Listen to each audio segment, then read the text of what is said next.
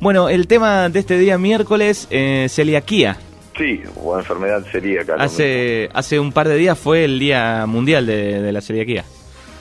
Sí, el tema es muy importante tenerla en cuenta porque es más frecuente de lo que se cree este tipo de enfermedades. Bueno, ¿qué es lo primero que aparece? El primer síntoma que decís, esto puede ser celiaquía.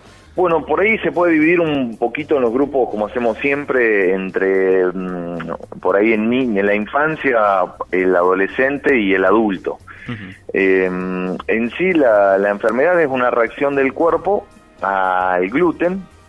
Lo que hace es que el organismo se inflame ante la presencia del gluten en el sistema digestivo y hace que con el tiempo esa inflamación aumente el grosor de la pared del intestino y conlleve a la mala absorción de los nutrientes. Uh-huh. Por ende, esto es lo que empieza a suceder al principio, que no da muchos síntomas, y después, de acuerdo a la edad, es donde empezamos a ver algunas alteraciones. Por ejemplo, en los chicos es muy común que tengan diarreas abundantes, son grasosas, generalmente flotan, no es una materia fecal pesada. Al tener mucha grasa por mala absorción, cuando van al baño la materia fecal flota, le puede dar hinchazón o distensión abdominal.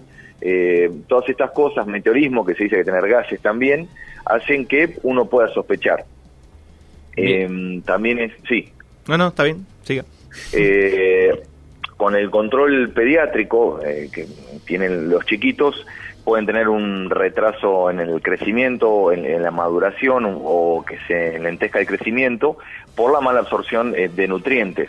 En algunos lugares en algunos momentos puede tener hasta anemia. Uh-huh. Eso ya es un proceso bastante avanzado, pero bueno, muchas veces se puede pasar por alto esto, o por ahí los padres que no lleven al pediatra, a su médico cabecera, su hijo, entonces puede ser detectado bastante más tarde que si hubiera tenido un buen control. O sea que se puede, en la niñez un tiempo, si no hay control, se puede, digamos, convivir con esto hasta que, bueno, los síntomas después son más graves o más fuertes, digamos.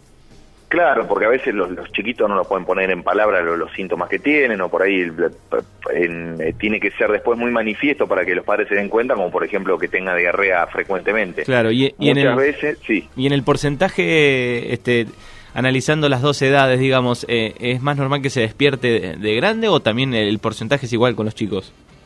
No, en realidad no es que varíe mucho el porcentaje con las edades, porque uno lo tiene desde chico. Pero hemos tenido casos de personas de 60 años con el diagnóstico de enfermedad celíaca, que toda la vida transitaron, sabían que algunas cosas les hacían mal, o las harinas, y no lo podían asociar a esto, y tampoco o no consultaron, o por ahí. ¿Y en los últimos años aumentó porque las cosas en algún momento traían más gluten a hace muchos años atrás, o no? Digamos que es por la información que parece. Hoy en día con respecto a hace muchos años, está mejorando la alimentación. Ya todas las personas saben que las harinas en cantidad producen una digestión pesada, producen mayores posibilidades de tener diabetes o algún tipo de enfermedad endocrinológica. Entonces ha mejorado la alimentación y por ende que todos estos síntomas no sean tan manifiestos. Pero en sí también han mejorado los análisis para detectar esto, que antes no había tanto, y hoy con un análisis de sangre ya tenemos una gran orientación de la patología. Bien, esta es una enfermedad que, digamos, hay que seguir el tratamiento sin gluten, no tiene cura, digamos, no hay otra cosa que permita después. No, pero en sí, si se evita el gluten, uno vive normalmente, no conlleva ningún riesgo mayor. Lo que pasa es que al ser también un tipo de enfermedad autoinmune puede predisponer a otro tipo de enfermedades como diabetes, alguna enfermedad de la tiroides, hipotiroidismo y demás, pero no es lo más frecuente.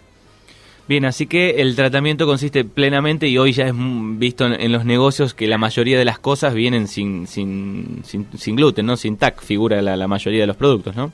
Claro, porque eso fue una obligación. Salió, creo que no me acuerdo el número ni demás, es que todos los alimentos tienen que tener información nutricional, no solamente para con y sin proteínas de gluten, sino toda la información de la carga de vitaminas, grasas, proteínas, porque eso no estaba estipulado. Entonces, es más, había chicos que se descompensaban. ¿Y por qué? Porque había un tipo de golosina que tenía harina y no estaba descrito, como por decir un chicle. Claro. Entonces, después salió la ley, que acá la tengo, 26.588, pero que, bueno, obligaba a todas estas cosas, ¿viste? Que cuando los padres o el mismo celíaco compraba alimentos, ya uno está seguro de lo que está consumiendo, porque al alterar la dieta tenemos un retroceso en la enfermedad. Así que hay que, tal vez, si se despierta grande, acostumbrarse a este tratamiento, a tener cuidado con lo que comemos, nada más, sería lo más importante. Sí, además que hoy hay muchos suplementos de la harina de trigo y de todos los alimentos que generan alteraciones. Entonces que hay otro tipo de harinas, de aceites y todo, entonces hace que sea mucho más fácil de poder esquivar la dieta con el gluten. Por acá me preguntan, digamos, los síntomas, la distensión o la diarrea, digamos, es durante varios días seguidos, no es algo esporádico, nada más, poquito, ¿no? No, es claro, tal cual, es así. Además, si continúan consumiendo harinas, por decir, o con la proteína de gluten, lo van a seguir teniendo.